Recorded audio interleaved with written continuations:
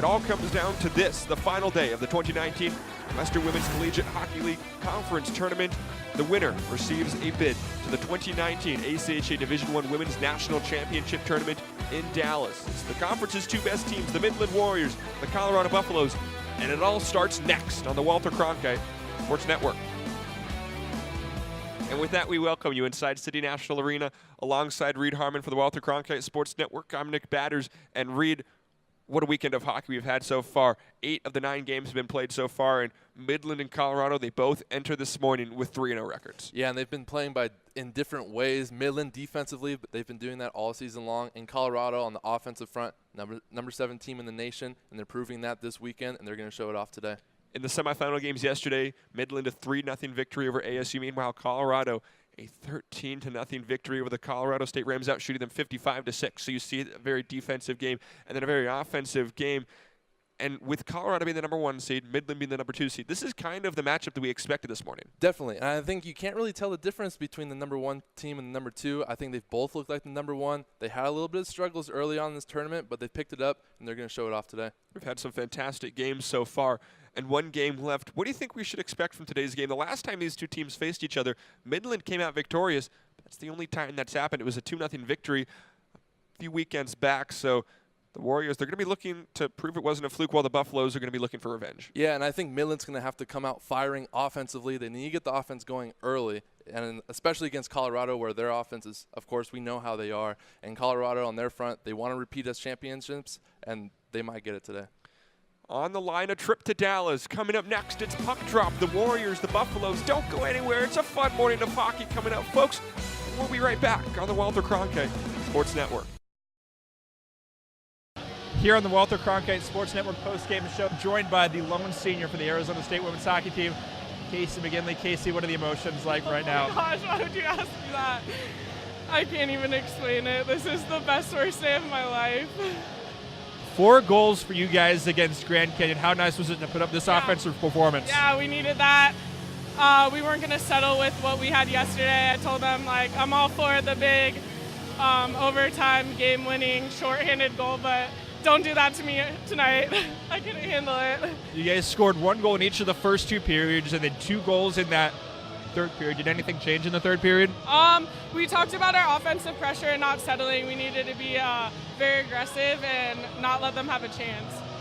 What did you see change from last night's game into tonight's game? Obviously, it was a 1-0 game, 0-0 for over 60 minutes, and then today 6 combined goals between the 2 teams. Yeah, I think we were just getting the opportunities. Yesterday we had them, we just weren't capitalizing on them, and today we took full advantage. We knew what we needed to do, and we just had to bury it.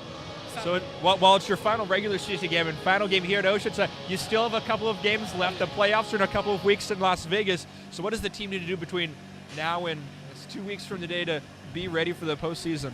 I think we just need to keep rolling off of this. We have the momentum. We just need to keep it. Like, we can't settle. We can't come out thinking that we're, like, tough. Like, we need to show it.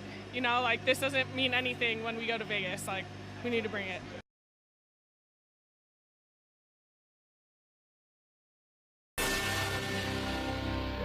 Good day, how are you? Thanks for joining us on campus and welcome into Cronkite Sports Live. I'm Nick Batters. The man to my left, it's a new face at the anchor desk, but we're so glad to have him, Tyler Mannion. Tyler, I have to be honest with you, this is the 4th show that I've anchored this semester. You're the 4th different anchor partner. Now I'm glad to say that you've gotten the call up to the major leagues, but I really hope you stick around and this isn't like a September call-up situation. Nick, I got to stop you right there. I'm here for a good time, not a long time. This is probably going to be my only show. You're going to have to find another partner next week. Maybe you can get one of the old ones back. Okay, that's But right. I'm hoping for a good show. Glad to have you here. Very glad to have you. And you know who else has been a good show to watch? Who? It's Sun Devil Hoops. True. Come one, come all. Welcome into Cronkite Sports Live. I'm Nick Batters. He is Harley. You're out. Thanks for spending a small part of your day with us here at CSL and Harley.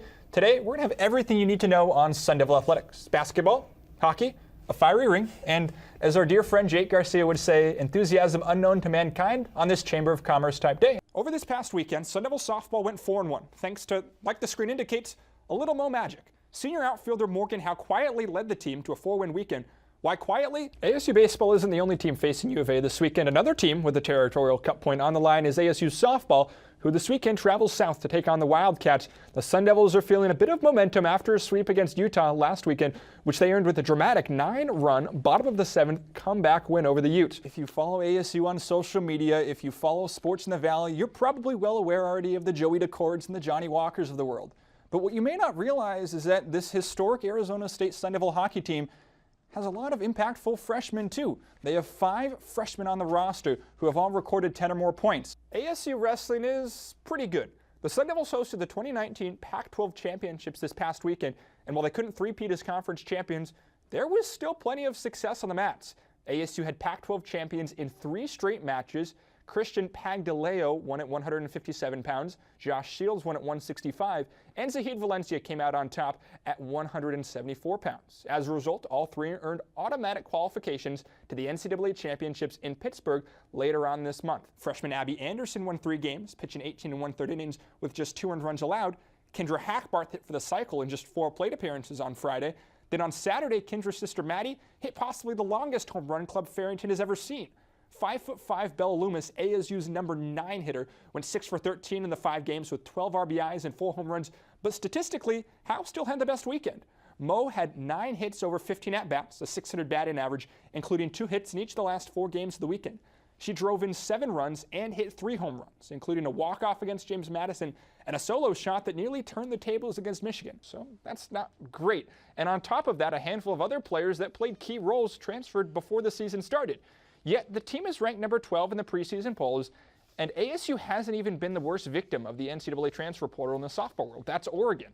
They also lost their entire pitching staff, had internal miscommunication when it came to transfer eligibility, and to top it all off, saw one of their recent transfers, Maggie Ballant, speak out against the athletic department, program, and new head coach Melissa Lombardi all at the same time. So while on paper the season may not look that great for the Devils, it could be a lot worse. And even then, it won't be bad. Let's begin with the 5 women's basketball teams in the Sweet 16 this weekend. And on top of that, the NCAA champion of 10 different women's sports have come from the Pac-12 in one of the last 2 years. 14 of 26 possible women's national champions. And I won't say that men's sports in this conference are all bad. Oregon State won the baseball national title last year in Omaha, and there are 4 baseball teams in the top 10 rankings right now. But that, along with men's soccer in 2017, which Stanford won the national championship for, are the only men's national championships for the conference in that same 2-year time frame I mentioned earlier. And my point is this: the picture painted about the Pac-12 conference is bleak, and for good reason. Stop me if you've heard this before, but the start to the ASU baseball season has not gone as planned. The team is 8-9 and kicks off their Pac-12 schedule tonight against Oregon. Now, you're absolutely right. The team started 21-0. And last weekend finally lost to Oregon, but still 22-1 right now. On that Saturday game, they came back from down 4 runs to take the Oregon Ducks into extras, but for the first time this season, could not come out on top, falling 5-4 on a walk-off home run in the 12th. The Devils rebounded well on Sunday, though, beating Oregon 7-3 and taking the series. This moved them to 5-1 in Pac-12 play, with 8 conference series remaining on the schedule. Through 23 games, the team is hitting a collective .344 with 38 home runs and 211 runs batted in. This weekend, the Tarps down the left field line are coming off, and ASU welcomes rival Arizona to town for a 3-game weekend set. A crucial Territorial Cup point stands in the line, and with the Arizona State offense scorching hot, we're excited to welcome ASU hitting coach Mike Early to the show. He joins us live from Phoenix Municipal Stadium. And Mike, I mentioned the numbers a little earlier on, but ASU's offense has been the best in the country to this point. What have you seen from your hitters that's contributed to that? Great content from the men's hockey coverage team as always. Now, it's time for that part of the show. It's the way it is. Harley and I are going to go back and forth, ask each other a few questions, and then the winner gets to talk for a few minutes. Harley, you ready to go? Let's do it. While ASU basketball enters the middle of the Pac-12 schedule, Sun Devil softball is gearing up for its first tournament of the season, the Kajikawa Classic, starting on February 8th. And this year's team looks quite different from last year's group that made it to the Women's College World Series. And for more, I'm going to bring in WCSN softball reporter Troy Tauscher. And Troy, like I mentioned, a lot of changes between this year's team and last year's team. What would you say are maybe some of the most notable differences between the two squads? It was tough, but on the right leg we have the stars and stripes, the red and white stripes right there, and then on the left, we have the blue with the white stars. Look at that. As patriotic as we can be on this show, you say we're not sponsored by Apple. Keyword you forgot out is yet, because it's still very possible that can happen. I mean, everyone has to get that bread, obtain that grain. It's obtain totally the grain. Totally within reason. Obtain the grain. Okay, I have like a ridiculous number of questions here. So this Ethan T. Black guy, do you actually put water in your cereal? Because if so, that's a whole other conversation that we're going to have after this show. I agree with Joey. I think we're all still a little confused. Actually, I'm a lot confused, Bobby. Don't get upset at me because I hit you when I'm going through the right door. Go through the proper door, please. Tyler's fired up about this. I'm gonna go off your page, take a little further. I hate bad doors, like when you don't know if you should push or pull. Okay. Doors should be obvious. You should know when you're walking into a door if you're going to push it or you pull it. Like, am I crazy? Andre, you're graduating like, I guess, a little over a month now. And the stock of your degree is just, it's rising. It's going to be skyrocketing. Absolutely so much. Shouts to you, Jake Garcia. On to number 2. We're headed out to Vegas, the WWCHL playoffs. Jordan Nash bowled it. It was her 3rd shutout of the season on Saturday against Grand Canyon. Look at those saves. Saves on saves on saves. ASU won that game 4-0, advanced to the semifinals. It was incredible. I couldn't do that. Softball is good for the brand, so we're going to go back to Farrington for play number 3. It's Morgan Howe. A little Mo magic with the walk-off. ASU is down 4-2 into the bottom of the 7th, and she won it with the 2nd home run of the inning. Morgan Howe doing great things for ASU softball. He can hit, he can play the field, he can do it all. Now, we heard about ASU softball's comeback earlier in the show, and it was because of Allie Tattenall's bases loaded triple. 2 outs in the bottom of the 7th inning. ASU scored 9 runs in the bottom of the 7th to complete a comeback. They sent 7 straight hitters to the plate with 2 outs. All of them scored. Allie Tattenall, you love to see someone who doesn't get many ABs come through in a clutch situation like that. Well, that won the game literally for ASU. It was this throw from Money Miles Denson. The tag from Sam Ferry. You have got to be kidding me. Skip said it after the game. If Miles Denson doesn't make that throw, we lose the game. We call Money Miles for a reason. The Bishop Gorman product making all of Las Vegas proud. Look at that throw on the money. Sam Ferry, the perfect tag. That kept ASU's season alive, and there is nothing you can do to convince me otherwise. I am all on the Miles Denson hype train. That lineup is facing Pittsburgh Diamonds right-hander, the Davis, California native Corey McDonald, 6'6", 205 pounds, making his 14th start of 2018. First offering on the way to Marcus Bradley, called the strike on the inner half, and we're underway here at 6:07. Count, no balls, and 1 strike. A bit chillier than it has been in the past few days. Game time temperature is 68 degrees. McDonald, the 0-1 offering to Bradley. Fastball taken off the plate. Count evens, 1 ball and 1 strike. The defense behind Corey McDonald. In the outfield, left to right, Chris Quitzer, Brett Smith, and Morgan Blatnick. The left side of the infield, Gabriel Bracamonte, Jose Garcia, Rafael Valera, Ryan Lashley. On the right side, Stephen Javier is the battery mate. 1-1 pitch is taken inside for a strike. Bradley now behind in the count, 1 ball, 2 strikes. A .235 hitter this year. 1 home run, 23 runs driven in, hitting .353 in the last week. 1-2 offering on the way to Bradley. Fastball called, strike 3, the knees. Marcus Bradley is frozen. That's out number 1, and that's how this ball game begins on a brisk Tuesday evening from Winter Chevrolet Stadium. So now we'll go to Cam Stewart, the red-hot shortstop, currently the best hitter in the last month in the Pacific Association. He's hitting .270 on the season with 11 home runs and 36 runs batted in, but he's reached base in 37 straight games.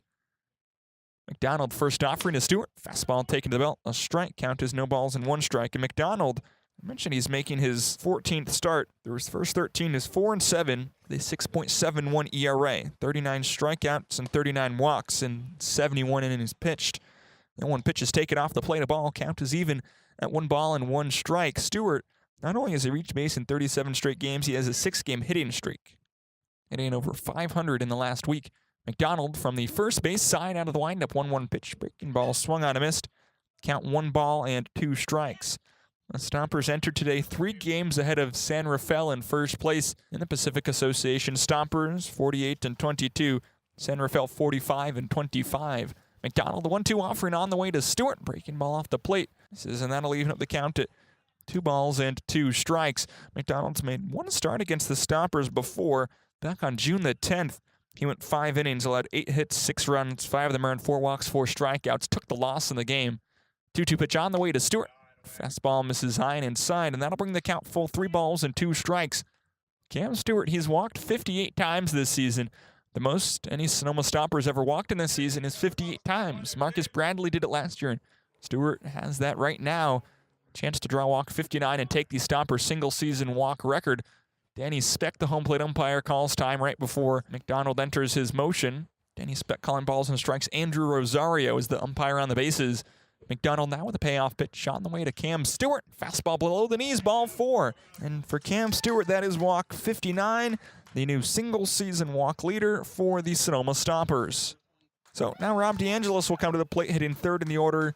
Once again, this time he's in left field. Back on Sunday, he was the designated hitter. Did that Saturday as well, both of those games against the Martinez Clippers. DeAngelis on the season hitting .296, 2 home runs, 37 runs batted in. McDonald now having to pitch out of the stretch. First offering to DeAngelis. Misses below the knees. Count is 1 ball and no strikes. Back on Sunday, DeAngelis went 1 for 4. Had an RBI walk, a bases-loaded walk in the 9th inning, also scored a run. McDonald, the 1-0 offering to the Staten Island native, hitting from the left-hand side. 1-0 pitch over for a strike. Count is even. 1 ball and 1 strike. The middle, Valera and Garcia are at double play depth. Outfield playing DeAngelis to push. There's a gap to the left of the right fielder, Morgan Blatnick. McDonald ready. At the belt, the 1-1 offering. Stewart not going from first. 1-1 cutter is taking a called strike. Count now 1 ball, 2 strikes. Stewart on first base. He's stolen 13 bases this season in 17 attempts. Second on the team, just behind Marcus Bradley's 17. DeAngelis, he's actually third of the team in stolen bases. He has 9 of them in his first year of professional baseball. McDonald just above the belt once more. Lifts his leg and sends a changeup off the plate. Count will even 2 balls and 2 strikes. Stompers in their road grays today. Sonoma across the front in orange, outlined in white and navy. Navy piping down the fronts of the jerseys, sides of the pants. Navy numbers in the back as well, outlined in white. Diamonds in their orange tops today. Pittsburgh across the front in white, outlined in black. White numbers in the front and back as well, paired with the white pants. Black Cats with an orange bill. 2-2 popped foul. Left side out of play. Count will hold at 2 balls and 2 strikes. The designated hitter, Kenny Meimersdorf, is the man on deck. The wind is blowing out to left field. 6 miles an hour. DeAngelis out of the box, now back in. Count even 2 balls, 2 strikes. 1 out here in the top of inning number 1. Stompers and Diamonds scoreless. McDonald a quick look over at first. 2-2 pitch. Fastball misses just below the knees. That'll bring the count full. And 3 balls and 2 strikes. So the count full once more. Back-to-back batters. Corey McDonald has brought a 3-ball count to. He's gotten to 2 strikes on every hitter. He put away Marcus Bradley to lead things off, and then Cam Stewart drew a walk on a 3-2 count. Now DeAngelis hit in a 3-ball, 2-strike count. This season he has drawn 32 walks, playing in his 58th game. Today game 71 for the Stoppers and Diamonds on an 80-game schedule. Time winding down. Stewart going from first. 3-2 pitch misses outside. Ball 4. Cam Stewart will be into second base standing up. No stolen bases. He advances on the walk. DeAngelis now to first, and that'll bring the designated hitter Kenny Meimersdorf to the plate. Kenny Meimersdorf this season, he's hitting .294, which is tops among qualified active players. Has 22 home runs and 68 RBIs. Both lead the Stompers and are both second in the Pacific Association, just behind Vallejo's Nick Aiken Sr. So the Las Vegas, Nevada native steps into the right-handed batter's box. DeAngelis a lead from first. Stewart from second. McDonald still out of the stretch. First pitch to Meimersdorf. Called a strike at the knees. Count is no balls and 1 strike. On Sunday, Kenny, he went 1 for 5, a single in the 6th. Later came around to score. The bases loaded. 1 out in the 9th. He grounded into the game-ending double play. Sharply hit ball up the middle. It was a nice play from the shortstop Pedro Barrios. Nearly tied the game. Instead, it ended the game. McDonald will look back at second for Stewart. 0-1 pitch fastball. Meimersdorf swings underneath it. It pops out of the glove of the catcher, Stephen Javier. Count now no balls and 2 strikes. Pittsburgh Diamonds enter today 35-35. They sit comfortably in third place. 13 games out of first place and 10 games out of second, but 3 games ahead of the scuffling Vallejo Admirals, who are now 6 games below 500. 1-9 in the last 10 games. Diamonds, they're just at 500. 0-2 pitch on the way to Meimersdorf. Popped foul right side out of play. Count is no balls and 2 strikes. It's been a long time since the Stoppers have been here at Winter Chevrolet Stadium. They played 5 games here in the month of June, 1 in July. Haven't been here in nearly a month and a half, and a lot of Sunday games here early on. Count is no balls and 2 strikes to Meimersdorf. Staring down the right-handed throwing McDonald. Comes set, not worrying about the runners. 0-2 offering. Meimersdorf lifts it. Left field. Ranging back. Chris Quitzer looking up, and it's gone. A 3-run home run for Kenny Meimersdorf. His 23rd on the season, and the Stoppers take an early 3-0 lead. Cam Stewart scores. Rob DeAngelis scores. Meimersdorf will cross the plate as well. Now 71 RBIs on the season.